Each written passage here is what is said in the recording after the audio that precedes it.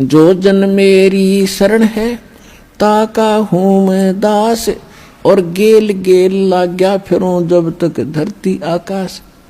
एक बार इस सच्चे नाम से आज कोई जुड़ जाएगा।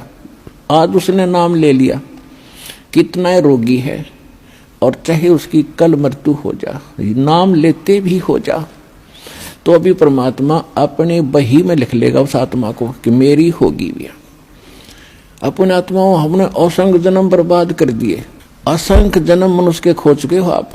ये पहला शरीर नहीं जागा जो आज आपका जाने वाला है, मान ले कभी भी। ये तो असंख्य बर्बाद हो लिए, तो कपड़े हैं, कुर्ते पजामे हैं, तो आपकी शरीर बॉडी ऊपर का। और इस नाम के लेते ही आपके कई सैकड़ों कुर्ते पजामे खूटियां व अलमारी में रख दिए जाते हैं।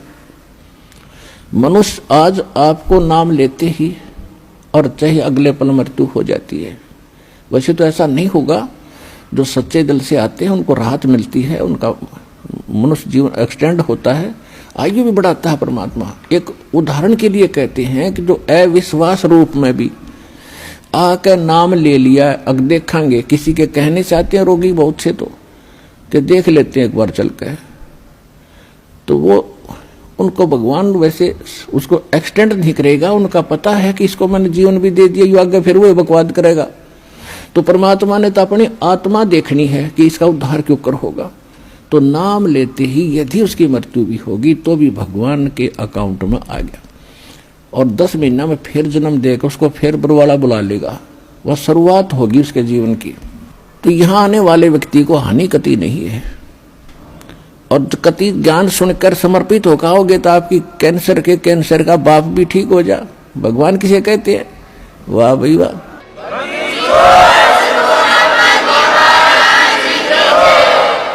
यहाँ पर कम से कम लाखों भक्तों के कैंसर तक के रोग ठीक हो चुके, जिन्होंने समर्पित भाव से परमात्मा पर विश्वास करके नाम लिया और मर्यादा निभाई। क्योंकि दुखी आदमी मर्यादा खूब निभाता है, सुखी तक गड़बड़ कर देता है, समाज को गणा देखे। उसने तो अपनी जान दिखाई देती है, तो उस पर जल्दी राजी हो है भगवान, जल्दी प्रसन्न होता है, उसका जीवन भी बढ़ावेगा और उसको रोग से मुक्त भी करेगा। लेकिन करेगा अपने हिसाब से, उसकी नीत देख के कि आगे कहीं और गड़बड़ ना कर देयो। तो कहने का भाव है, जो प्रसंग हमारा उसी पढ़ाते हैं। तो परमात्मा से जो हम मांगते हैं वो यही मांगनी चाहिए कि साईं इतना दीजिए जा मैं कुटुंब सुमावे, हम भी भूखे ना रहें और अतिथि न भूखा जावे। तो यहां आने वाले भक्त को लगभग 80% व्यक्ति जो हैं ये दुखी आते हैं, और उनके लिए वो दुख एक वरदान बनेगा, एक वरदान सिद्ध होगा उसके लिए। तो आपके लिए प्रार्थना है कि परमात्मा पर विश्वास रखना और कुछ समय देना भगवान को। आज जो प्रसंग चल रहा है कि सतयुग में आपने लाख वर्ष का जीवन भी प्राप्त हुआ, और वो भी थोड़ा लग गया, मरने लगे जब ने सोची और भी भगवान थोड़ा सा समय दे दे।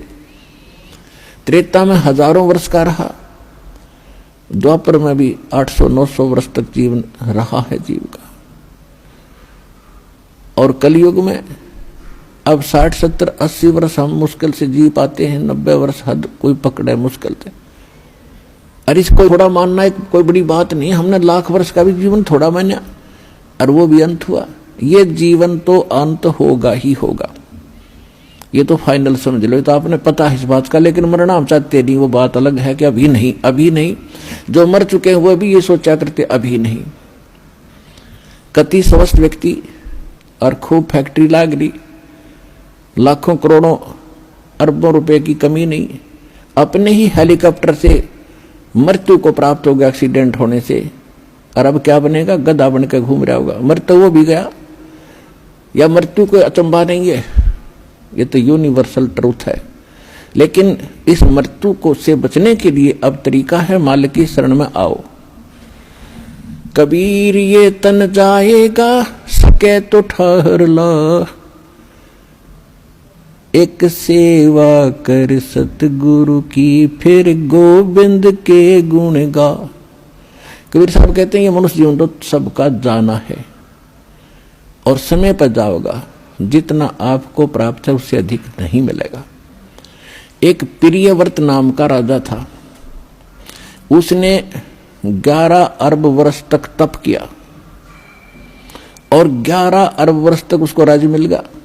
तप से राज्य प्राप्त होता है।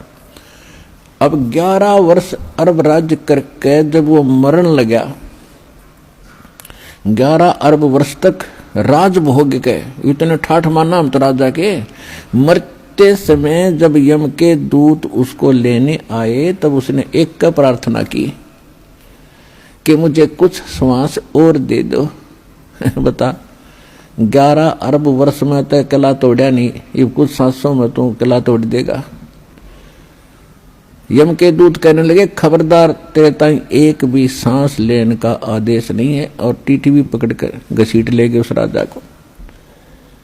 और यहां परमात्मा क्या कहते हैं, जम जो राजा से डरे और मिट कर्म के लेख, अदली असल कबीर हैं ये कुल के सतगुरु एक। मासा घटे न तिल बधे, विद ना लिखे जो लेख, और सच्चा सतगुरु